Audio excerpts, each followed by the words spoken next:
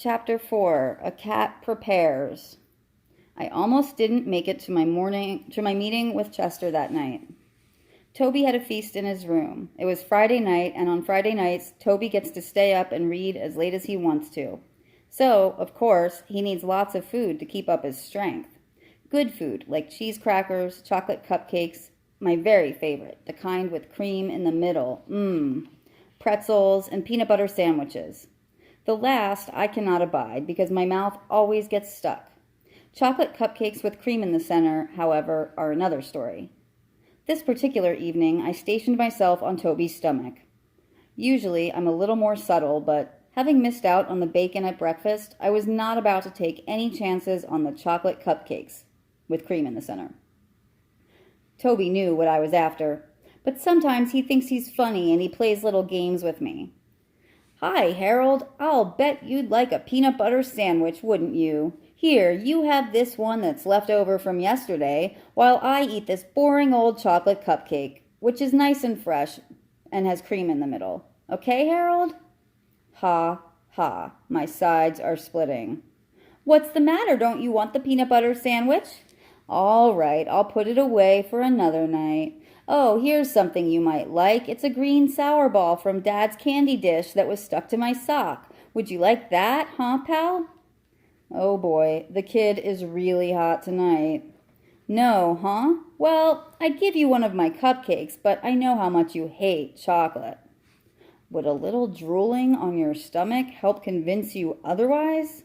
"Oh, you like chocolate? Okay, then. You can have both of them."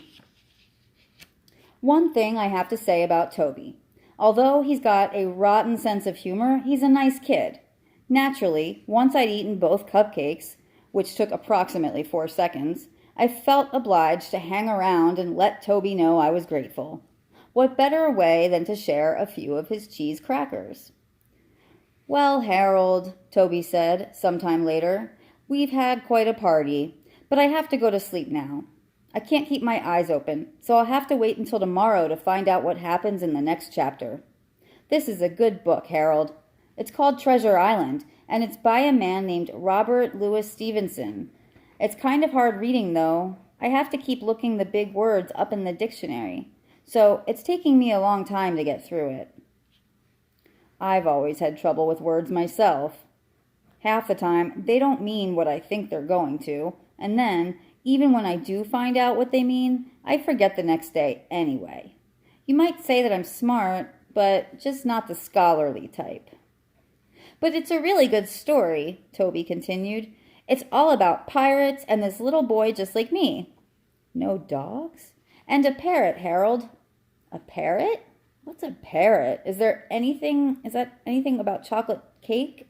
That's my idea of a treasure." "Well, good night, Harold. If you're going to sleep here, you'll have to get off my stomach because it's a little full right now." "Good night, Toby."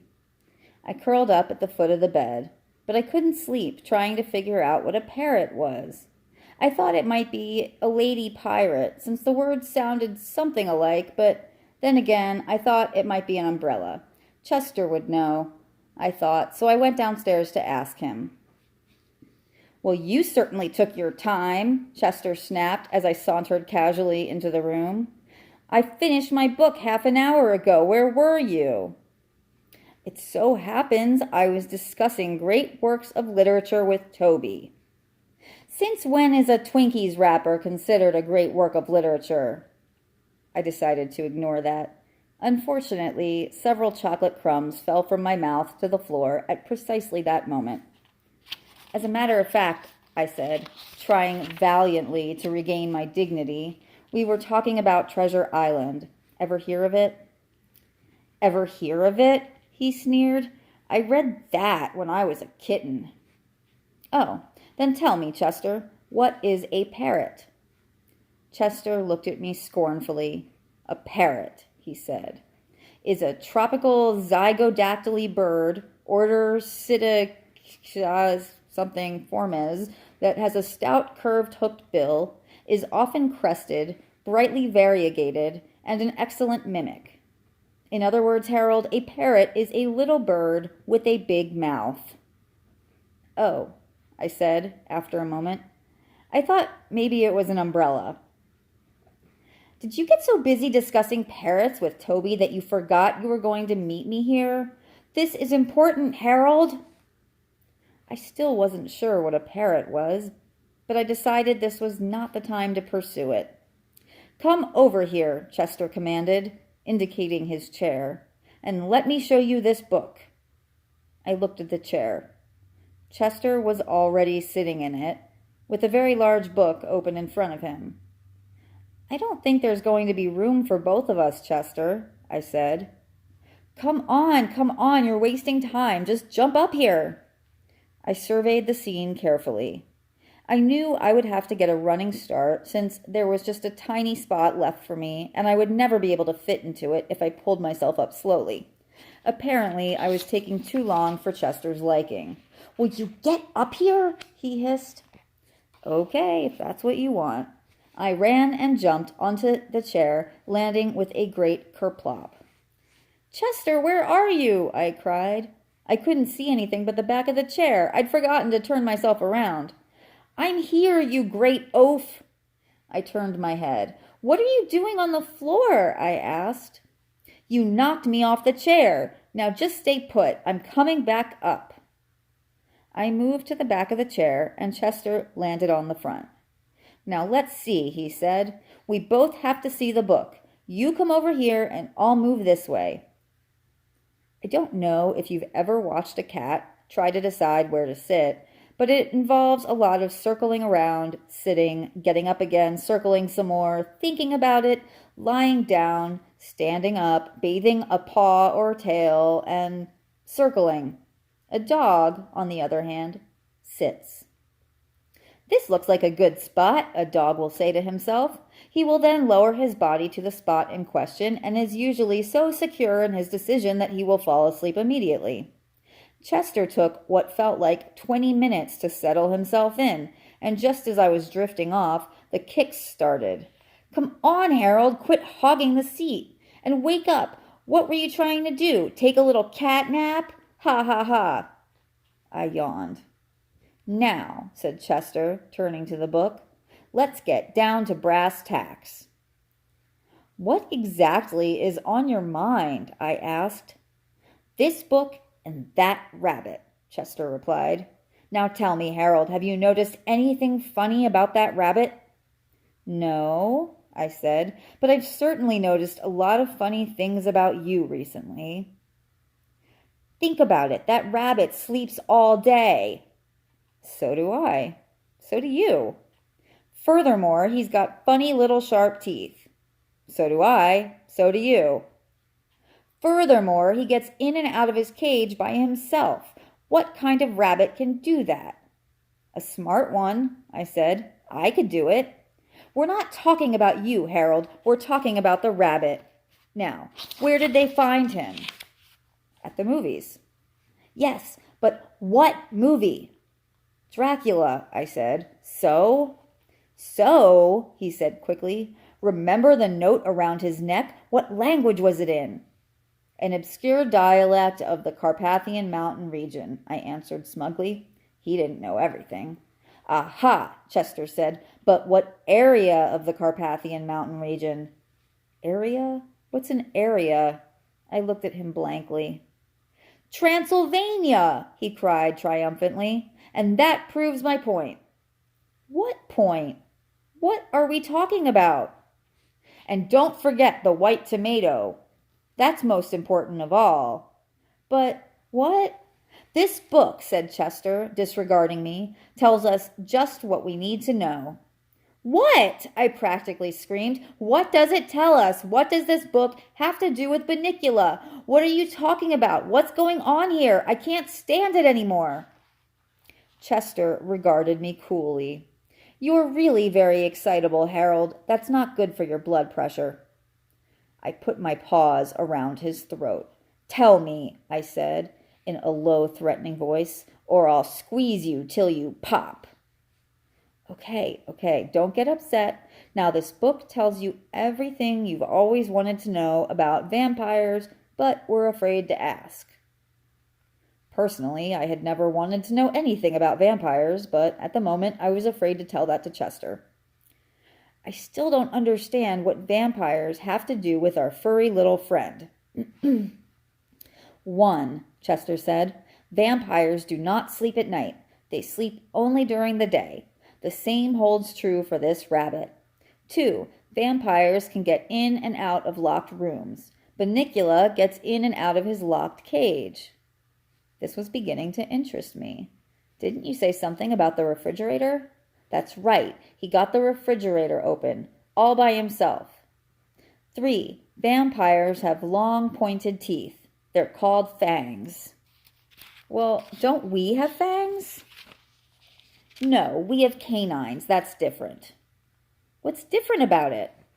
Fangs are more pointed, and vampires use fangs to bite people on the neck. Yuck! Who'd want to do that? Vampires would, that's who. Wait a minute. I saw Mrs. Monroe bite Mr. Monroe on the neck once. Does that mean she's a vampire? Boy, are you dumb. She's not a vampire. She's a lawyer. She bites necks. I don't think that's quite the same thing. Now, Bunnicula does not bite people on the neck. At least, not so far. But he does bite vegetables. On the neck? I asked. Vegetables don't have necks, Harold. Vegetables are like that. It's like dogs. Dogs don't have brains. Dogs are like that. Oh, yeah? I said. Of course he bites vegetables. All rabbits bite vegetables. He bites them, Harold, but he does not eat them. That tomato was all white. What does that mean? It means that he paints vegetables, I ventured. It means he bites vegetables to make a hole in them, and then he sucks out all the juices. But what about all the lettuce and carrots that Toby has been feeding him in his cage? Aha! What indeed, Chester said. Look at this.